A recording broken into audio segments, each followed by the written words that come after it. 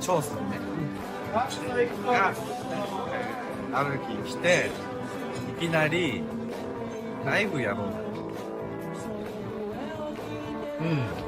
まあね、いろいろ思い出もあるし、みんな覚えてることもあると思う。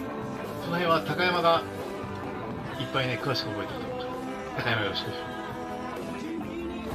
だから俺と柏がバンド組みました。で、津本と長さんは中学時代一緒だったのかな。でも俺と長さんが同じ高校でした。そこでね、長さんがリズム&ブルースとかブルース系の、ギタリストだっていうことは俺多分聞いたと思うの。そこで俺と長さんつながったと思う。それでそれぞれ俺は柏屋を呼ぶし、中学校時代からの音楽に付き合いだし、長さんは中学校時代からの津本とのつながりあるから津本呼んだんだろうしっていうのがきっかけなんだなって思ってます。まあ、高山が、俺にすごいやつがいると、高校で出会った、ブルースを弾くかっちょいいやつがいるんだと、まあ2つ返事でもうやろうよ。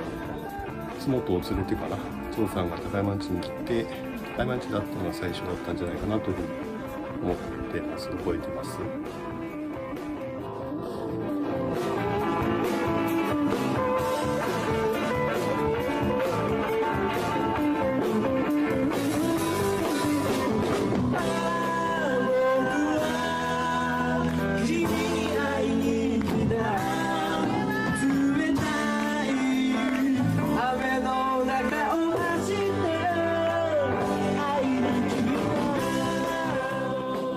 しっかり覚えてます。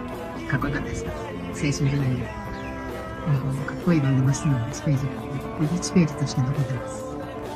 ね、じいになってもババアになっても、かっこよく生きていきましょう。それでは。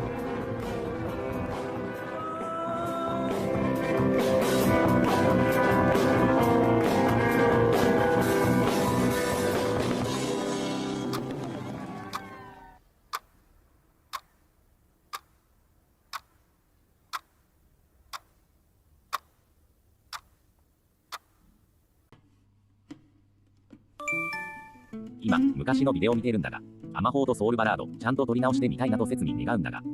いい曲だよ。30年前の曲とは思えん。酔っ払いのザレ言だけどな。今の技術ならちゃんとできそう。ちょっとアレンジも変えたりしてさ。その時の感じは、もう出せないかもしれないが、年齢重ねて違う感じで良さが出るかもしれないね。そうそう、あの時と同じじゃなくてよくて。この年でのアメホー、ソウルバラード、良いんじゃないかなと。アレンジも全然違うと思うけど。いつするのかどうやってやるのか集まるのか個別でやるのか具体的にしていくには皆さんの合意が必要だね。飲みながら浸っとるのねキャレットキャレット。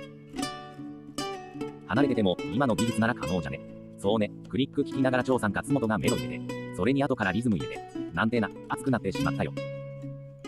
俺はそれに関してはアナログなのか集まり大派なのですよ。なる、わかりますよ。現実難しいのは分かってるけどね。前にやったのは全員で花かったもんね。そうだ、俺抜きか、高山抜き。やはり4人、生きてるうちにやってやりたいよな。そうなんだよ。改めてそれを飲みながら思い出してしまってさ。なんか感傷的ですまん。もうすぐ50歳。なんて言ってたら60歳若くないよ。すでに若作りはしてるかもですが。4人集まらないと出ない音や熱があると思うよ。俺は未だにスタジオに後輩と入るんだけどその時が幸せを感じるもんね。でも、やはり4人で入りたい気持ちがどこかにある。また4人でスタジオ入って、そんな姿を子供たちにも見せたりしたいよな。もう50か。やっぱ、スタジオでもいいが、どうせならライブをやりたいなキャレットキャレット。やろうやろう。遠隔でも DTM でレコーディングできるよ、家のスタジオ。ケークウォークというソフトとスタインバーグのオーディオインターフェースでマジスタジオクオリティです。とりあえず帰っておいで、柏屋。今年の盆は帰る。帰れるかは今相談中だな。とりあえず、串取り行きたいわら。スープと大根おろしは健在。もちろん。新生姜肉巻きはある。もちろん。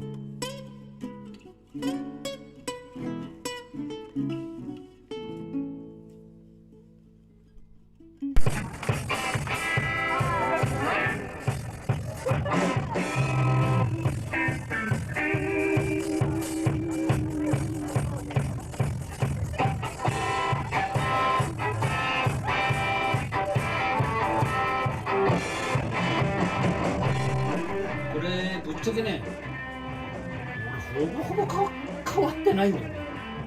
関わってない。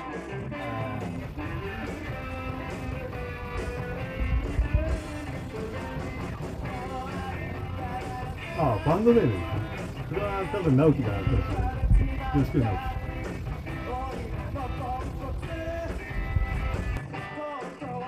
樹。そういえばバンド名大事どうしようってなってたんですが、その時に自分麻雀にめちゃくちゃハマってた。たまたまバンド名何がいいかねって言った時にパッとこう本棚を見たらギャンブラー自己中心化っていう、麻雀好きだったんです。あったんで、ギャンブラーでいいんだよでギャンブラーでやりました。で、僕も当時プロとかをすごいやっていたので、ギャンブラーじゃんっていう感じでいいんじゃんっていうすごい軽いノリで決めたんじゃないかなというふうに覚えています。他のみんながどう思ってたのか知らないけど、僕はそういうふうに思っています。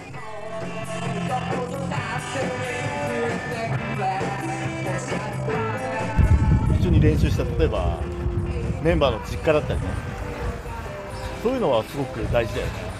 それ経っても忘れないと思う。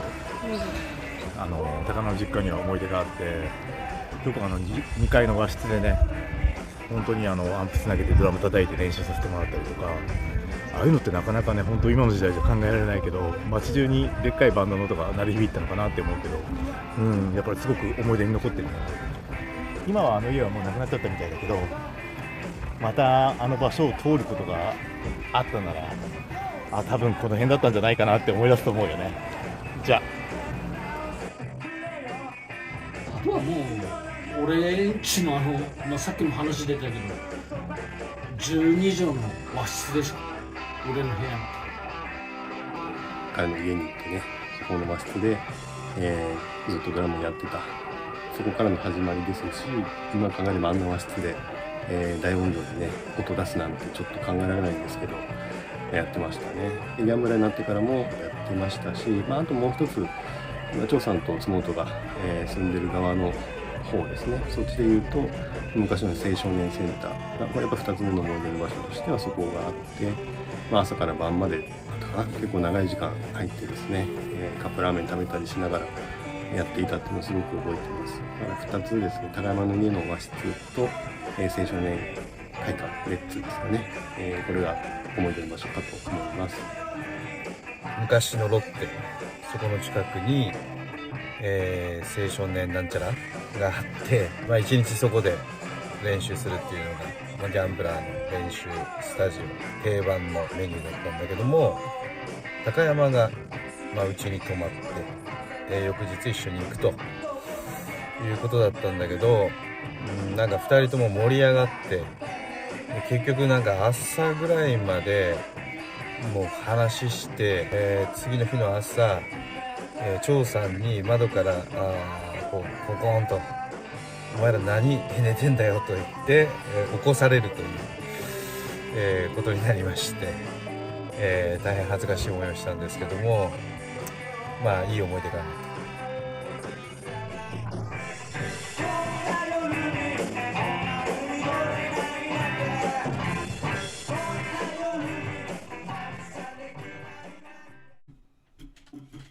みんな遅くなってごめんな。航空券取れた。8月12日着、8月17日出発。やったね。高山、お盆のスケジュールはどんな具合かな。ちょっといけないかもしれない。そうなったらリモートレコーディングやろう。マジで。ザ・ギャンブラー、雨の訪問者、1997デジタルリマスター。ショーマが AI を駆使して、ノイズ除去などのデジタルリマスターしてくれました。ショーマ素晴らしい。すげえ綺麗になってんな。15日休めそうです。朝10時からセッティング、レコーディングを開始して昼過ぎぐらいまでにレコーディングを終わらせましょう。午後から参加できるメンバーがいるのであればセッションをしてもよし、3人でセッションしてもよしと思っています。16時で終わるくらいでちょうどいいのかなと思っていますが、丸々1日抑えておきますか。ギターアレンジ、裏メロをイメージしてみたんだけど、強烈な発見が。A メロのコード進行でサビのメロディーが歌える。無意識にすごいものができていたんだな、と自己分析してたよ。理論づけると、サビが A メロの、もしくは A メロがサビの、代理コードで成り立っているという計算であるならばかなり高度な音楽的なことが偶然起きていたから覚えている曲なのかなと。おお、素晴らしい発見。ドラム、ギターはゴーストで16っぽい刻みだけど、俺は8なんだよな。なんかそこに微妙な違和感があったりして、今聞くと感じる。なんとなくベースのアレンジ考えててさ。てか、もっと8よりでもいいくらいじゃない？って張さんは言うと思う。そうね、歌の入りとガチッと合わせてみるか。サンキューサンキュー。100から110くらいか。意外と遅いな。オリジナル110。これくらいが48歳には良いかな。と思ったが、もうちょい上げるか。今、学校に迎えに来てるけど帰ってからもうワンテイクくらい取れるよ。いや、これでいいよ。柏屋30日予約するよ。よろしく。何時からどこ？クラウド9。ごめん出張で後で見る。クラウド9だな。おしゃれして、すれ。15日のレコーディングで重要なのは柏屋のベースと直樹のギター、歌。俺のパートは気に食わなかったりやり直したくなったらミックス前に取り直せるからね。柏屋のフレーズイメージもおそらくクラウド9で方向性が決まるでしょう。そっか、そうだな。ってことはベース持っていった方がいいな。高山の音源が届いたら、さらに俺がドラム音源をベースにした仮歌とガイドギターをかぶせて弾きながらレコーディングのイメージ。ドラム単体とは別に2人のラフ音源があればなお早い。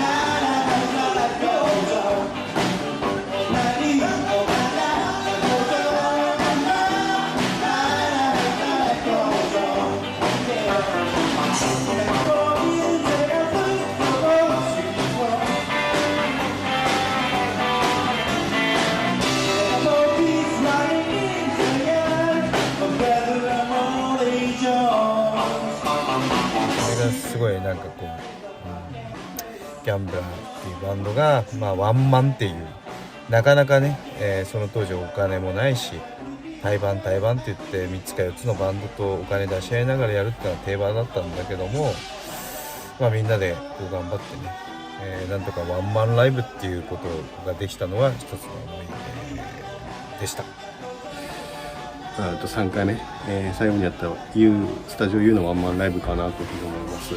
オリジナルもそうだし、カバーも、ちょっとだいぶふざけてたかもしれないですけど、すごく盛り上がっていいライブになったんじゃなかったかなというふうに思ってます。自分でやってても、ライブを作るまで、やるまでの準備もすごい楽しかったですね。やってる時はもうあっという間でしたけど。根本、柏屋はドラムの師匠。俺をドラムお前やれよ。で、こうやって叩くんだぞって教えてくれたの柏屋なんだよね。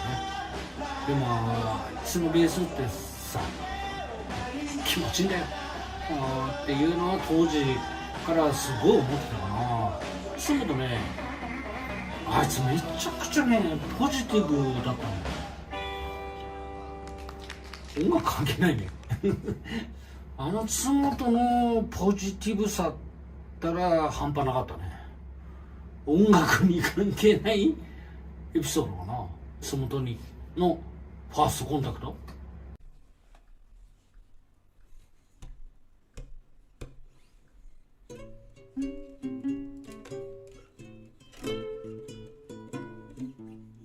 了解、よろしくお願いします。なんかあったら電話ちょうだい。仕事中で出られなかったら折り返します。おしゃれしとるな。やっとビールにありつけました。高山お疲れ。高山、柏屋お疲れ様でした。準備含めて大変だったと思います。こっちでしっかりやっときます。串取りで乾杯だ。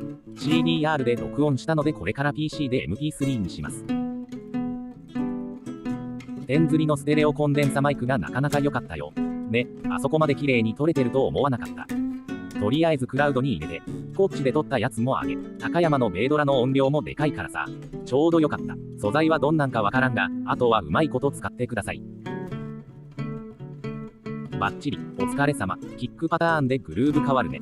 そこ、急遽、ベースも重ねたのよ。仮歌に。だから、初めの何テイクか迷いすぎてボツワラワラ。ギターの仮歌流しながらベースを弾いてたな。それを新たに録音したものを聞きながらやってもらった。なるほど、いいね。いろいろフレーズが脳内で鳴ってるぞ。俺の、本当はもっといろんなパターン、取れると思ってたけど。な。4人で同時にやった方がいいとつくづく思った。やりはしたんだが、レックに至らず。スタジオワークは底なし沼だからね。俺、変態だから好きだけど。それこそ、合宿やりたい。合宿楽しそうな。山中湖と河原。でも、この手法でやれる可能性もあるかな。今回やってみて、遠隔でも色々できそうだなとは思った。色々できると思うよ。まずは1曲仕上げようぜ。そうだな、この渾身の1曲をきっちり仕上げましょう。久々に高山と合わせたけど、やっぱ楽しかった。てか、白髪がこんなに目立つんだな、わらわら。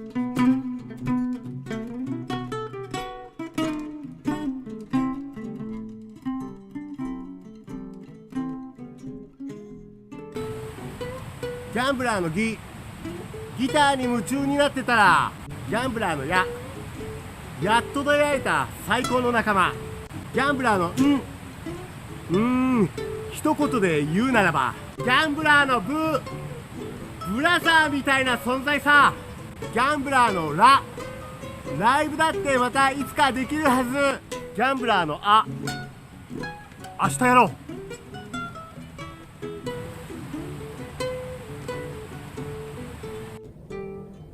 一メンバーであり一大ファンですね。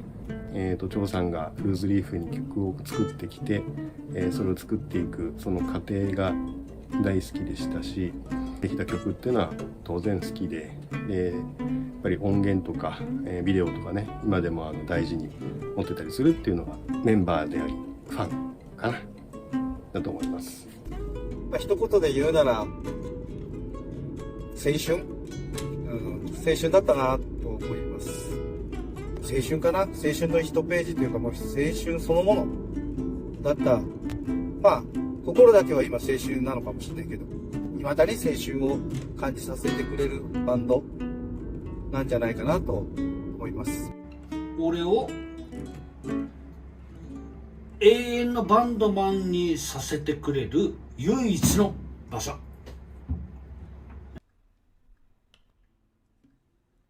で、柏屋、ヤマハ BB、持ってこれるのかい？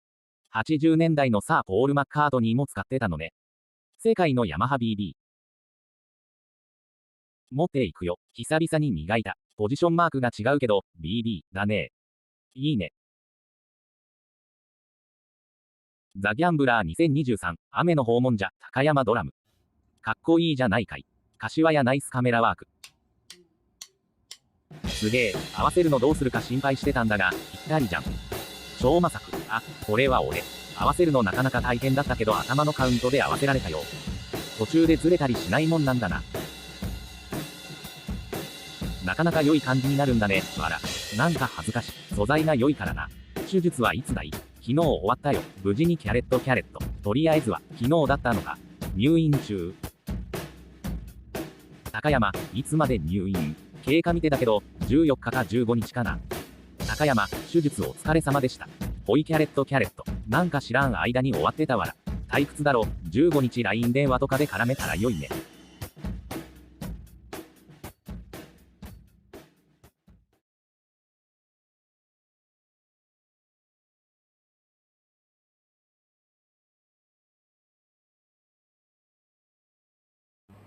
じゃあこれからレコーディングです。お願いします。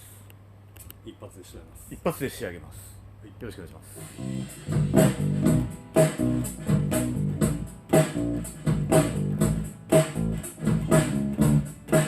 して会いに来た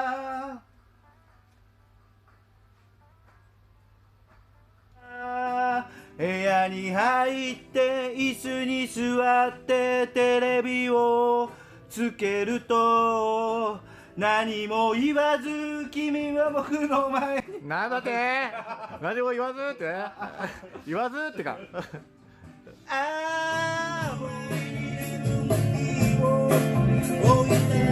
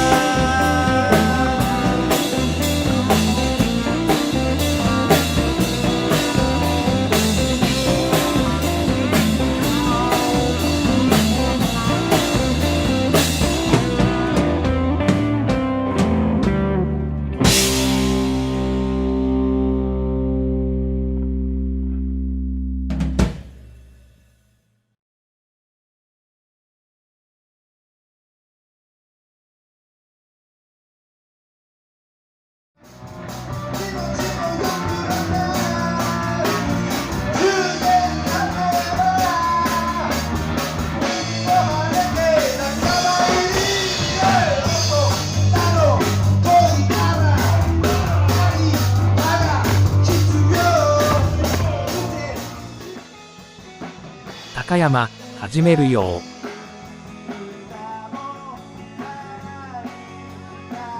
もう、ドリー終わった。終わった。オンスケだ。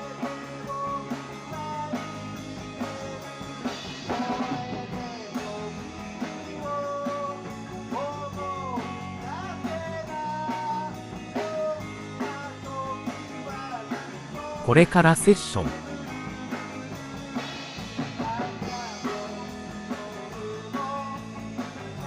いいね。今退院して帰ってきたぞ。退院おめでとう。無事で何よりだ。音声つながる。10分以内に LINE 電話するから出て。とりあえずレコーディングは無事終わったよ。で今セッションしてます。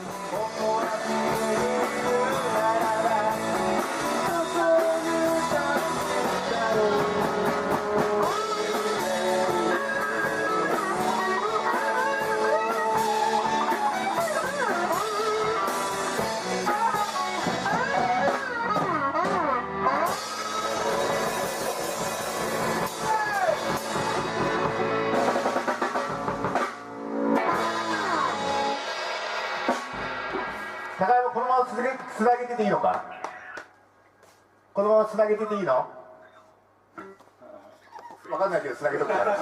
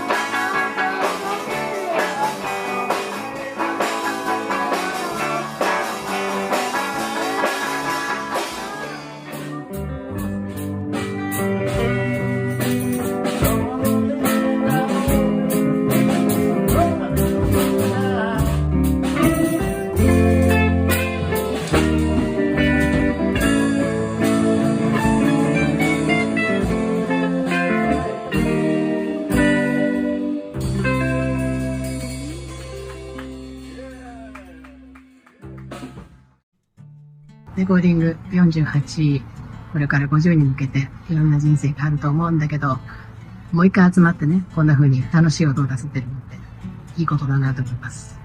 見てて嬉しくなりました。これからはレコーディングだけじゃなくてライブまでやってくれると楽しいなと